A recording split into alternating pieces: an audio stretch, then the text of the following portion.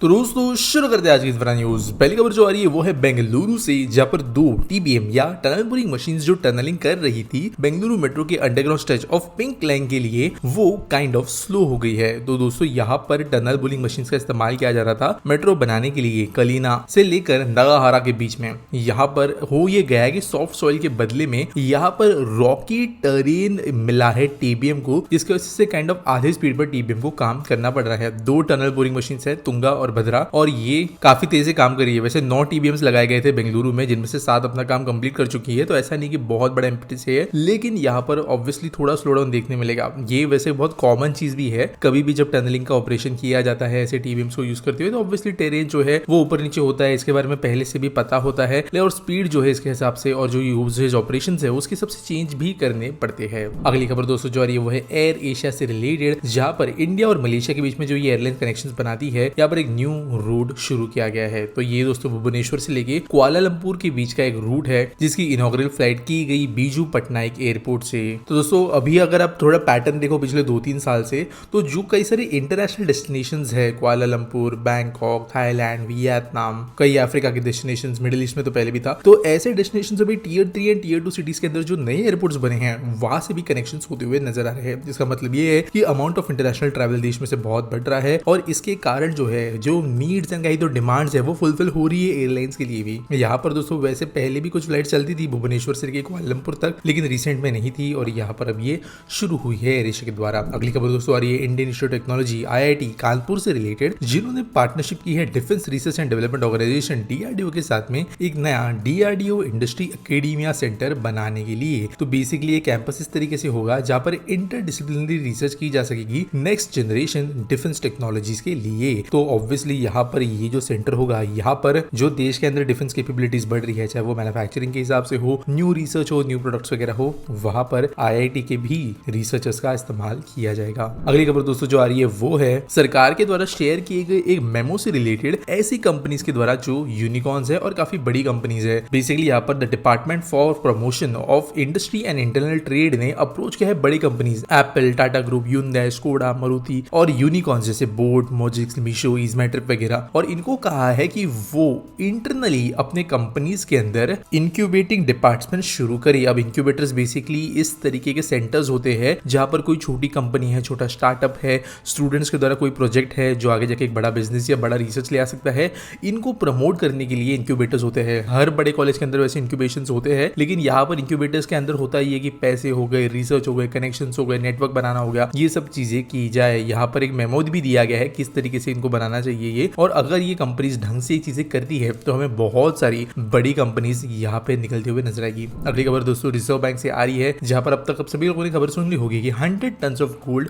हमने यूके से India transfer करवा लिया है। 1991 में वैसे मेरे ज्यादातर ऑडियंस पैदा नहीं हुए होंगे, लेकिन देश इतनी ज्यादा बड़ी इकोनॉमिक क्राइसिस में था कि जब IMF लोन्स की जरूरत थी तो गोल्ड को काइंड ऑफ गिरी में रखना पड़ा था, और हमने विजुअल्स देखे थे जहां पर गोल्ड हमको भेजना पड़ा था यूके वगैरह। उसके बाद में भी जो है हमने काइंड ऑफ वही रखा था, हालांकि जब चीजें स्टेबल हो भी गई थी तभी भी दुनिया की कई कंट्रीज के जैसे इंडिया भी जो है यूके में अपनी गोल्ड रखती है कि वहाँ पे अच्छा गोल्ड मार्केट है, बेचना वगैरह को तो तुरंत कम होता है। लेकिन अभी कंडीशंस और कई दूसरी चीजों को देखते हुए रिजर्व बैंक ने 100 टन गोल्ड वापस देश के अंदर ले लिया है।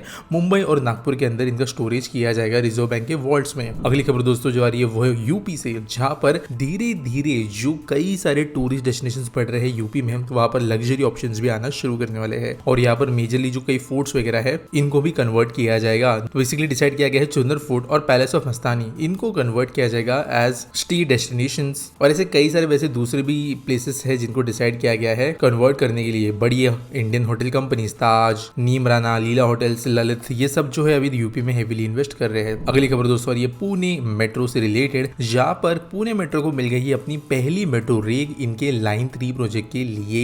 एल्स्टॉम की जो श्री सिटी फैक्ट्री है आंध्र प्रदेश में, वहां पर इनको बनाया गया 100% made in India manufactured rail ये है, और पुणे मेट्रो लाइन 3 के लिए इस्तेमाल किया जाएगा। मन डेपो जो है इस लाइन 3 के लिए अलोकेटेड डेपो, वहां पे इस ट्रेन को डिलोड किया गया है। कई सारी और रिक्स आना बची है। अगली खबर दोस्तों ये कोची से, जहां पर urban mobility transport company UMTC जो इंडिया की leading urban transport consultancy firm है, इन्होंने कहा कि वो कंडक्ट करेंगे एक फिजिबिलिटी स्टडी ट्रैम प्रोजेक्ट के लिए कोलकाता मेट्रो लूप लाइन को मरीन ड्राइव के साथ कनेक्ट करने के लिए। यहाँ पर DPR बनाया जाएगा, और देखते हैं DPR का रिजल्ट क्या आते हैं कि ट्रैम्स वगैरह अप्रूव होती है केरला में। आज के आसपास वीडियो सवाल के बारे में बात करें तो रोहन पूछते हैं, why is government not promoting cycling infra in major cities in a country? This could go a long way in reducing congestion and improving pollution by reducing emissions. तो देखो यार, कभी कभी ना कोई चीज 100% यूरोपियन वीडियोस देखकर जो है फॉलो करना सही नहीं होता। साइकिलिंग एक बहुत अच्छी चीज है, उसको प्रमोट भी करना चाहिए, लेकिन क्या डिसिमिलैरिटीज है और क्या अलग कंडीशंस है अलग अलग सिटीज में, वो जरा समझना जरूरी है। पहली बात, अगर एक रोबस्ट साइकिलिंग इंफ्रास्ट्रक्चर चाहिए तो उसके पहले एक बहुत ही ज्यादा रोबस्ट मास ट्रांजिट सिस्टम की जरूरत होती है। दोस्तों, हमारे देश के शहरों के अंदर जो लोग ट्रैवल करते हैं रोज, वो ऐसे 2 किलोमीटर 3 किलोमीटर या 10 किलोमीटर भी रोज ट्रैवल नहीं करते। जनरली लोग 20 30 40 किलोमीटर ट्रैवल करते हैं अपने डेस्टिनेशंस के लिए, ऑफिस घर के बीच में। और ये डिस्टेंसेस पहली बात आप साइकिल पे कवर कर ही नहीं सकते। आपको इसके लिए मेट्रो, अच्छी बस सर्विसेज,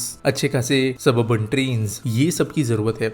ये मास रैपिड ट्रांजिट जब बहुत अच्छा बन जाता है, उसके बाद में जो लास्ट माइल कनेक्टिविटी है और जो घरों के बाहर अब निकलते हैं रोज का सामान खरीदने के लिए, स्कूल बच्चों को छोड़ने के लिए वगैरह वगैरह, उन चीजों के लिए आप साइकिलिंग वगैरह जैसी चीजें प्रमोट कर सकते हो। साइकिलिंग इंफ्रा उस लेवल पे प्रमोट कर सकते हो। तो जो बात एमिशंस की आती है, यहाँ पर इंडियन सिटीज जो किसी भी यूरोपियन सिटी से बहुत बड़ी है, इनफैक्ट अगर हम देख ले भी ज्यादा यूरोपियन सिटीज को, हमारे टियर 2 सिटीज से भी वो छोटी होती है डेंसिटी पॉपुलेशन वगैरह के मामलों में, तो यहाँ पर हम ऐसा साइकिलिंग इंफ्रा प्रमोट नहीं कर सकते जो हाईवेज के ऊपर के लोगों को मजबूर कर देगा कि हम अभी eastern express highway, western express highway जो मुंबई में, उससे निकल कर अब हम साइकिल चलाना शुरू कर दे। उनकी नीड्स अलग है, जो इतनी ज्यादा गाड़ियां चला रहे हैं हाईवेज के ऊपर मेजर डिस्टेंसेस के लिए, उनकी नीड्स अलग है। जो लोकल ट्रेन पकड़ के जा रहे हैं, वो लोग के लिए साइकिलिंग ऑल्टरनेटिव है ही नहीं, ये समझना जरूरी है। इसके बाद में हमारे देश की geography, terrain, population size, density of population, ये चीजें भी समझना जरूरी है। कभी नेदरलैंड्स की अगर हम वीडियोस भी देखें तो उसमें जितने लोग होते हैं उतने रात को कई शहरों के अंदर 3-4 बजे भी दिख जाएंगे। तो ऐसे जगहों पे अगर साइकिलिंग बहुत बड़े लेवल पे प्रमोट भी आप करते हो तो उसका यूटिलाइजेशन जो है प्रॉपर कैपेसिटी के साथ में नहीं हो पाएगा।